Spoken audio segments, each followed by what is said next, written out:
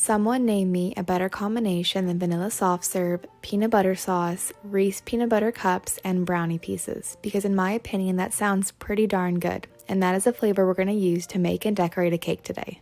Once the cake was topped off with some vanilla soft serve, it could go in the blast for a couple hours, and then it's time to start decorating with our pastel theme.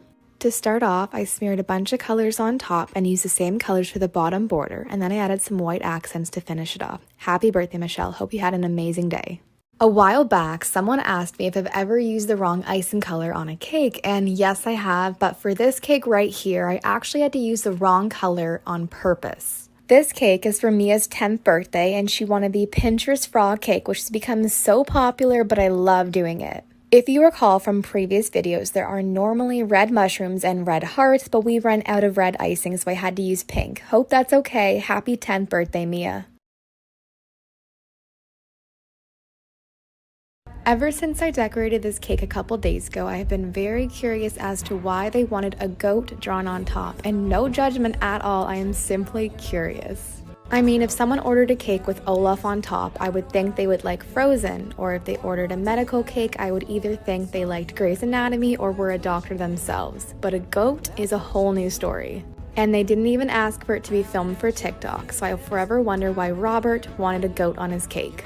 Tell me you live in the US without actually telling me you live in the US. It's actually crazy how many people assume this, but let me let you in a little secret. I am not from the US. I do not live there. I live in Canada, specifically the Hamilton and Ancaster region. The Dairy Queen that I work at is also in this area, which is about an hour drive away from the closest US border. So I mean, you're close, but not entirely correct.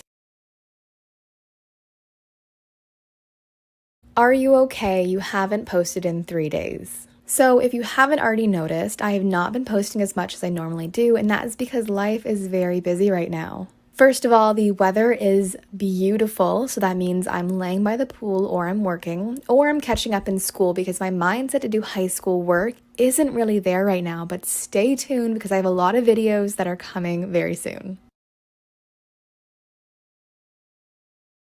Someone almost drove through the front of our Dairy Queen. So the other night I was working till midnight with a couple of my coworkers, and all of a sudden a huge truck speeds up to the front of the Dairy Queen and stops literally within a foot of the front door. He inched forward a little bit and then reversed and then put it back and drive and then reversed, and it was a weird cycle, so I went out to say like, what the heck are you doing? And he was just sitting in his car staring at the Dairy Queen, not even talking, and then he just sped away.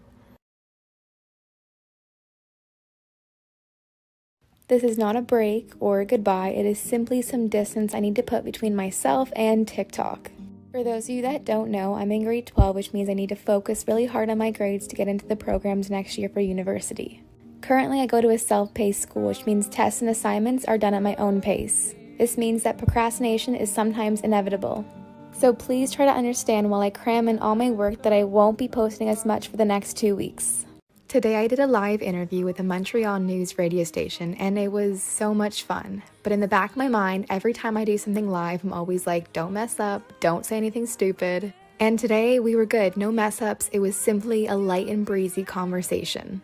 This was not the case when a couple weeks ago I did a different interview, and in it I said I was socially awkward.